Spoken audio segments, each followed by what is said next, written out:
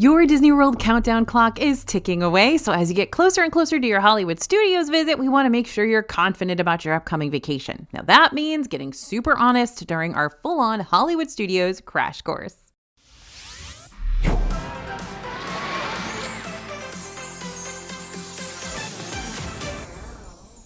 Hey everybody, it's AJ for Disney Food Blog, and today's video is so important because we're not just diving into the Hollywood Studios scene, we're going to be answering difficult questions and giving you the honest truth about each section of this park, and providing you with the advice you've been desperately searching for, which I can say for a fact because we pulled these topics from you directly in our comments. Oh, and before we get started, I know this is random, but can I just tell you I'm happy you're here and proud of you? If no one else says that to you today, I will say it to you because it's the truth and nothing but. You being here means that you really care about making this trip the best it can possibly be. Okay, I'm done being mushy. Let's go to the park.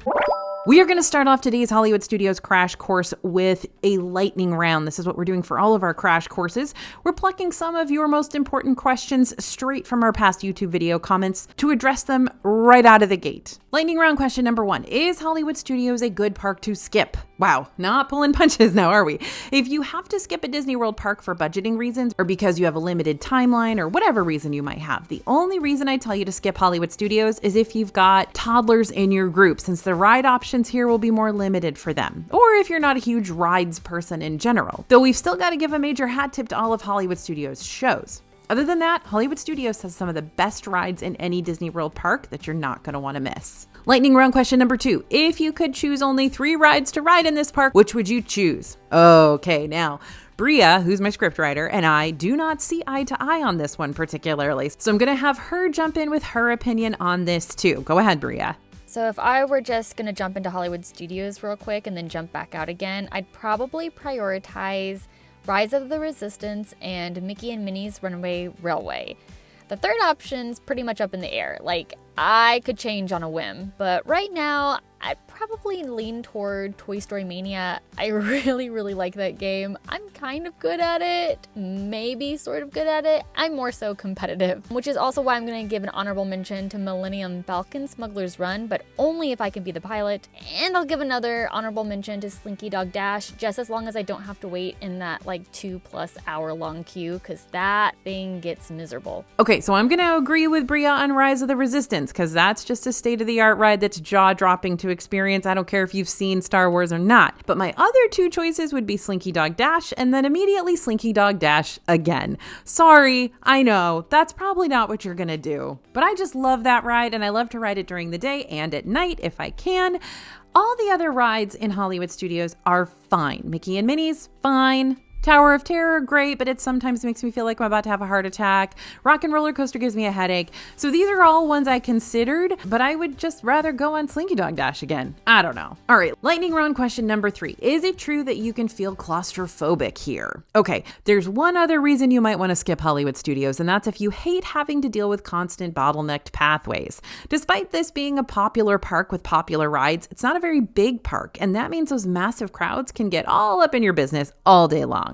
In the next point, I'll go more in depth with which sections of the park tend to be the least busy ones, just in case you need a little breather away from the thick of the crowds during your visit. Now, if you are claustrophobic, like mildly in the way that you're just like, well, I really hate being with a bunch of people in an elevator, or, I don't want to go like spelunking in a cave, you're going to be fine. Don't worry about it. But this park is crowded and it's busy, and so just be aware of that. And lightning round question number 4, where is Monstropolis going? Okay, during this year's D23 fan event, we learned that Hollywood Studios would be adding a brand new section to the park, Monstropolis. This Monsters, Inc. themed land is going to eventually feature Disney's first ever suspended roller coaster where you'll ride on the back of a door, just like Mike and Sully do in the first film. It has now been announced that Monsters, Inc. land is taking over Muppets Courtyard. Goodbye, Muppet Vision 3D and Pizza Rizzo. One of you we love, the other we could probably live without. But the Muppets aren't leaving the park. They're taking over Rock and Roller Coaster. I know, right? This is something we're gonna have to process for a little while. We've still got a ways to go before we really need to focus our attention toward this project, since construction on it isn't slated to start until 2026. So we'll keep you updated on the status of Monstropolis once more movement actually does happen. In the meantime, you can still get hyped up about 2 other experiences that'll be coming to Hollywood Studios in 2025. A brand new villains show will be coming to Sunset Boulevard this summer, featuring some of your favorite Disney villains like Cruella de Vil, Captain Hook, and Maleficent. And also next summer, we should, fingers crossed, see The Little Mermaid: A Musical Adventure finally open in Animation Courtyard. This one's been pushed back a couple of times though, so we'll see. Okay, lightning round over. Now let's head back to that crowded point and talk about the least to most crowded Hollywood Studios sections. I promised you an escape route, so I'm giving you an escape route. We're going to quickly talk about each Hollywood Studios land, from the least crowded to most crowded, and how you can still make the most out of the most populated areas of the park. Said the word most a lot in that sentence, my bad. Okay, least crowded, Animation Courtyard, without a doubt. This is a spacious section of Hollywood Studios, yet it's so often overlooked because it doesn't have any A-tier attractions. Yet. Looking at you, Monsters, Inc. Dangle Coaster. Now, this section of the park has several places for you to duck into that won't bombard you with crowds, but also won't pull you away from the action of the park either. Star Wars Launch Bay, for example, is a nice indoor escape where you can check out immersive exhibits featuring actual Star Wars movie props featured in the film franchise, and maybe even meet a Star Wars character or two while you're at it. Meanwhile, Walt Disney Presents is another self-guided walkthrough where you can learn all about the man and mouse who started it all. Animation Courtyard is also home to the Disney Junior Play and Dance, and the future home of the up-and-coming performance, The Little Mermaid: A Musical Adventure. Moving on to Echo Lake, this is where you're going to find 2 live-action shows for the first time in forever, Frozen Sing-Along Celebration and Indiana Jones Epic Stunt Spectacular. For the most part, Echo Lake's pathways are a lot more spacious and don't make you feel quite as claustrophobic as other areas in the park might make you feel. Not only that, but you're looking at a less busy Star Wars ride to hop in line for. Star Tours is one of the few rides in Hollywood Studios that doesn't usually rack up long waits, and yet it's still a really fun 4D experience. Grand Avenue is next. You want Muppets? You got Muppets in Grand Avenue. Seriously, this is one of the places I find myself taking a chill break most often. There's so much nostalgia in here for me because, I went to Hollywood Studios back when it was MGM Studios in 1989 when it first opened, and I have loved exploring the Muppets theming over the years. Anyway, not only is Muppet Vision 3D a show that is rarely ever packed, but if you dine at Pizza Rizzo, specifically on the second floor, you're going to have so much space to spread out and relax, both indoors and out on the quick service's private balcony, all while eating mid-tier pizza. Good for you. All right, Hollywood Boulevard is your entryway into Disney's Hollywood Studios. So by default, this is going to be crowded just because that's where all the people are going to be entering and exiting. If you need some more elbow room, just keep walking until you're in the center hub, right in front of Mickey and Minnie's Runaway Railway. This is a nice open area that won't feel as clustered as it does around that Hollywood Boulevard line of shops. And Sunset Boulevard, this is where everybody kind of veers off of Hollywood Boulevard to get over there into Rock and Roller Coaster and Tower of Terror area, so no wonder this area is always hopping. This is also where you're going to find 2 of Hollywood Studios' must-see shows, Beauty and the Beast live on stage and the park's nighttime spectacular, Fantasmic. Need a little respite? Head toward the back of Sunset Boulevard and turn left as if you're going to Rock and Roller Coaster. You don't have to get in line for the ride or anything if you don't want to, but this section of the park, before you get in the Rock and Roller Coaster queue, tends to be a lot more open and also has some quieter bathrooms back there too. Commissary Lane is next. Commissary Lane's a tricky land to talk about. It's not exactly packed with shows and rides and what have you, but the pathway through this particular section of the park is just so narrow and gets crowded super easily. It's a shortcut to a lot of places. But you can always stroll around Echo Lake to avoid this crowded path, or you can trudge on through and find comfort in knowing that Commissary Lane is mostly an area that'll get you from point A to point B, so you don't have to linger here any longer than you need to. Or you can just escape into ABC Commissary for a bit, for a bite to eat and lots of space to spread out. Okay, no beating around the bush here. Galaxy's Edge is busy with a capital B most of the time. In the evenings, it will relax a little bit. Now, this back portion of the park will give you the chance to step right into a galaxy far, far away as you explore the planet Batuu. You'll be able to stroll around the Black Spire Marketplace and find unique souvenirs, build your own droid or lightsaber, reservations required, interact with roaming characters, take control of the fastest hunk of junk in the galaxy on Millennium Falcon Smuggler's Run, and face off against Kylo Ren in the groundbreaking Rise of the Resistance attraction. The lines for these Galaxy's Edge rides, especially for Rise of the Resistance, can get long. Yes, Bria put that many O's in there. But to try and cut down your wait times without having to pay anything extra extra to do so, I'd suggest either coming back around this area once the sun goes down when people are starting to file into the Fantasmic Amphitheater, or during early theme park entry hours if you've got them to spare. Early theme park entry is available to all Disney World Hotel guests, letting you into the parks 30 minutes before the general public for a nice little head start to your day.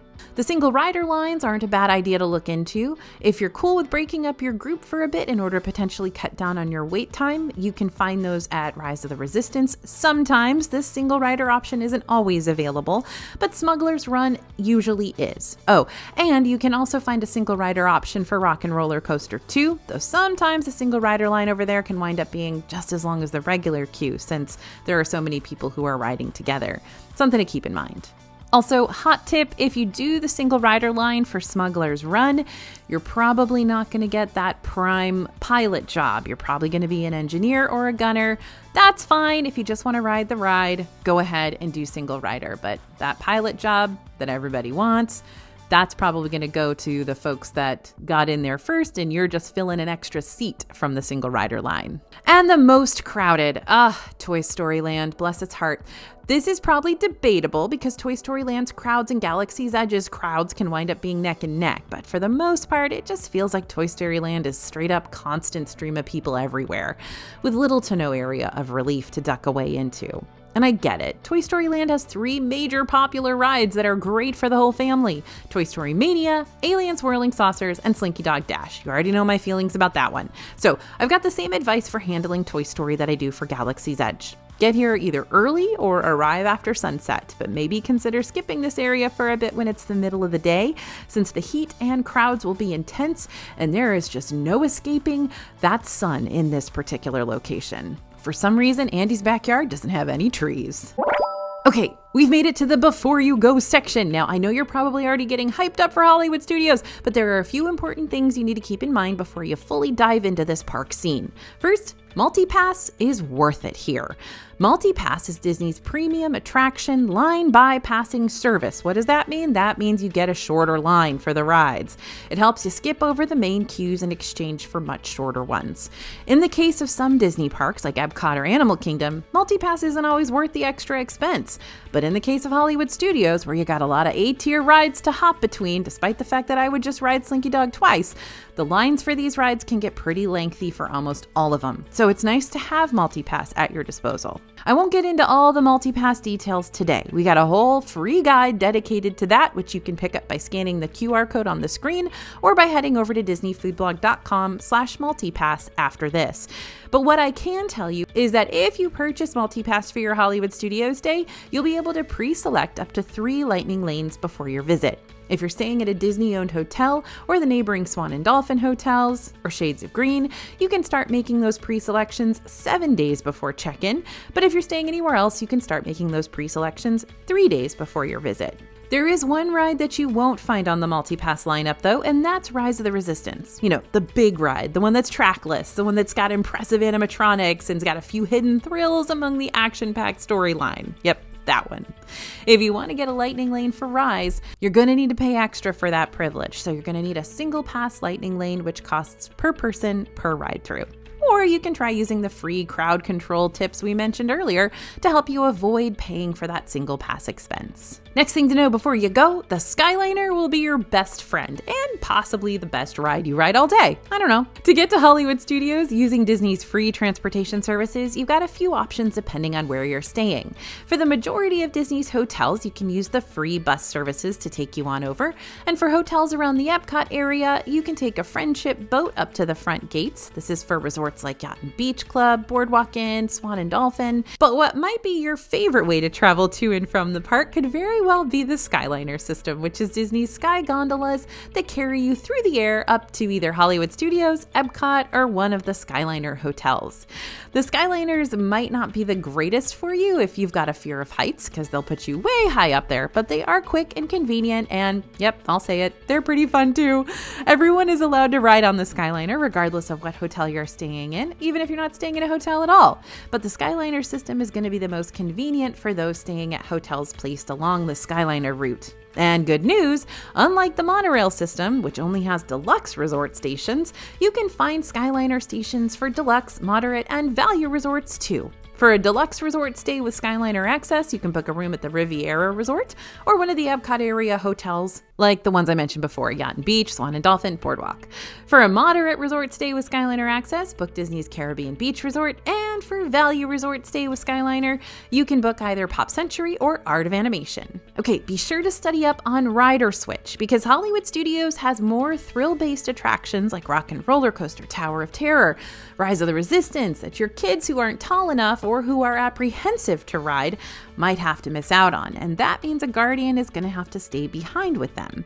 Thanks to Disney's Rider Switch system, just because one person has to stay behind doesn't mean everyone has to miss out on the ride. Rider Switch lets part of your group wait in line for a ride while one person from your group stays back to hang out with the non-rider. Then the folks who waited in line can switch out with the person who stayed back once they are finished riding. The person who stayed back will be able to use the Lightning Lane queue with one other member from their group to take their turn on a ride without having to wait in a humongous line all over again. To set up Rider Switch, talk to the cast member at the front of the ride and they'll get you all set up. Next, FYI, before you go, this park could take you 2 days. You don't have to dedicate 2 days to DHS if you don't want to. Again, Hollywood Studios isn't super humongous with an overwhelming amount of things to do or anything, but the things that are available for you to do take time. From the A-tier rides to the multiple live entertainment options to the lounges and sit-down meals that become more of an experience instead of just a place to eat. We'll talk more about those next. Now, if you go ahead and purchase MultiPass, then experiencing both the shows and the rides that you want to prioritize in a single day might still make this park a one-day experience for you. But if you skip the MultiPass and you're traveling to the parks during higher crowd seasons, like spring break in the middle of March or during summer vacation or the holiday season, then it's not a bad idea to have an extra Studios day to fall back on, or a half day if you have a park hopper, just so you can have one day dedicated to knocking out rides and another day dedicated to watching the shows and experiencing the extra entertainment around the park. Now, if you do have one of those park hopper tickets, you can always quickly hop between Epcot and Hollywood Studios if you only need a little bit of extra time in the park, but not a full day's worth. Again, Skyliner can be your best friend in this scenario because it'll carry you between Epcot and Hollywood Studios super easily. If you're using a travel agent, like our friends over at Small World Vacations, they can help you make those big decisions as you weigh your options. To multi-pass or not to multi-pass, to park hop or not to park hop. These are the questions, and Small World Vacations can help you get them answered. Plus, they can help you plan out the other details of your trip, all while saving you as much money as possible in the process. Instead of you having to dig through all the potential discounts, they'll do that for you and let you know which one's going to save you the most money. Oh, and they are free to use. So if you want to reach out for a free quote from Small World Vacations, just click on the link down in our description. All right, we've made it to dining. Now, here's the thing. Hollywood Studios can have really good dining, and in some locations, it's got great dining. But you're not always going to come across the best dining ever at this park. So while I'm going to be talking about our favorite places to eat and snack around each Hollywood Studios land, don't be surprised if I start talking about the downfalls that some of these restaurants have too. We want to give you both sides of the coin. Starting out with Hollywood Boulevard. So the Hollywood Brown Derby and Brown Derby Lounge. This is the best place to eat in Hollywood Studios. The signature restaurant is themed after the real Brown Derby restaurants from back in the day in Los Angeles, so the vibes here are very cozy and romantic and, glam. Now, our favorite go-tos, the famous Cobb salad, of course, and the grapefruit cake for dessert.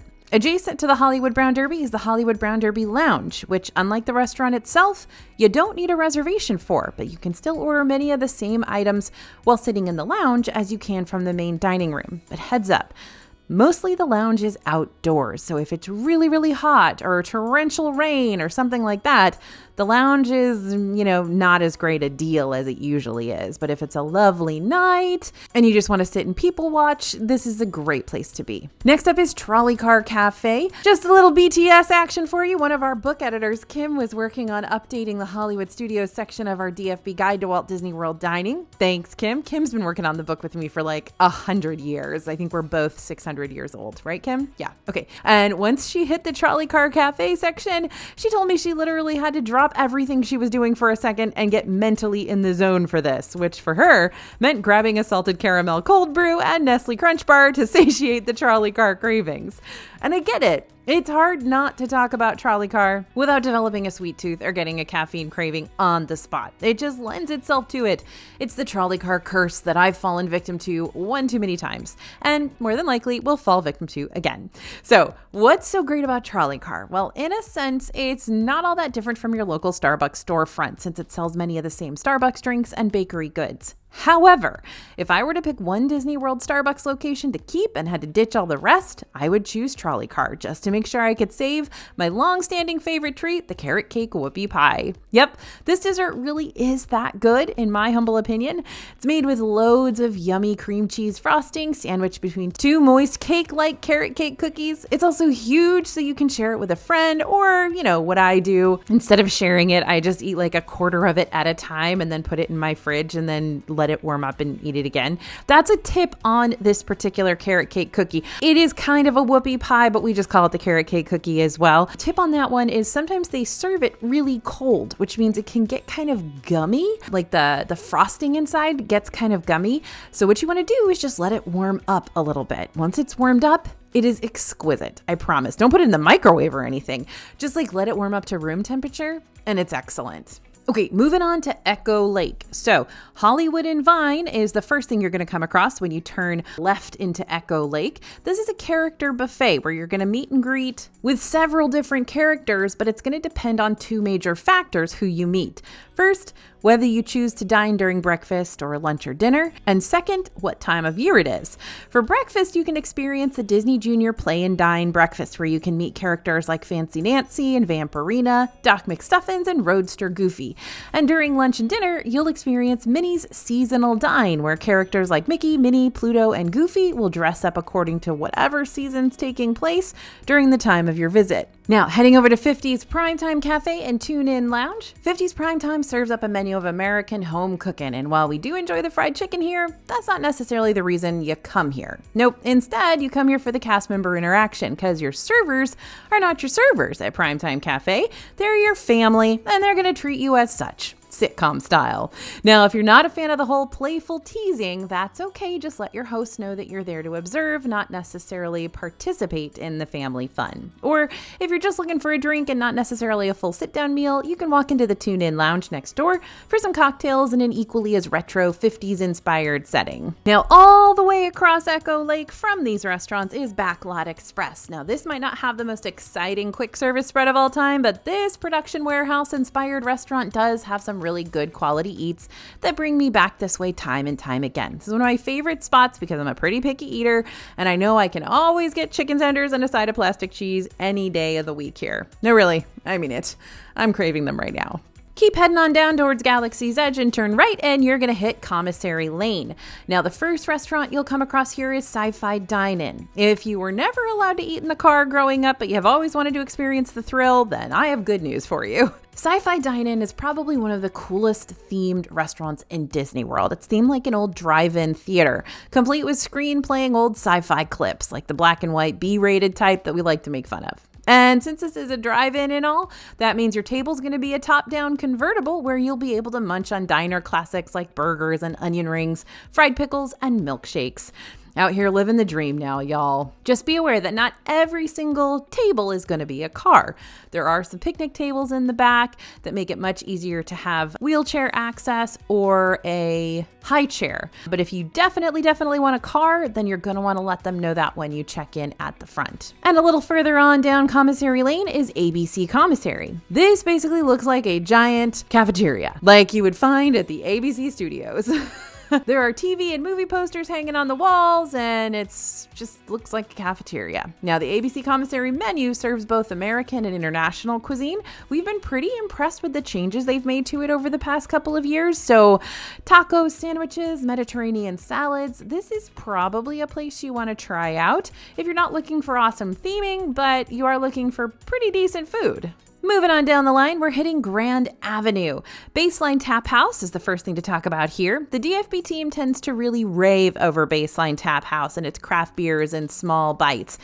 This is not my favorite place personally because it can get really crowded around peak dining times and it's just a lot of people all battling for the same outdoor tables and it's not my favorite but the team absolutely loves it. So what I would say to get the best of both worlds is maybe wait and grab yourself a brew later on in the evening after things start to die down a little bit. Mama Melrose's Ristorante Italiano is next on our list in Grand Avenue. This has the old school Italian meets Hollywood vibes going on. Not sure what I'm talking about with Italian meets Hollywood? Yeah, me either. They just made it up. It doesn't really make any sense, but whatever, I'm here for it. As far as the quality of the food here is concerned, it can be hit or miss. Sometimes you'll find me raving about their various flatbread and pasta dishes. I love their steak with mac and cheese if they have it on the menu, but other times I feel like I could have gotten a lot better Italian cuisine somewhere else for a whole lot cheaper. Now, speaking of places where the theming's great and the food is meh,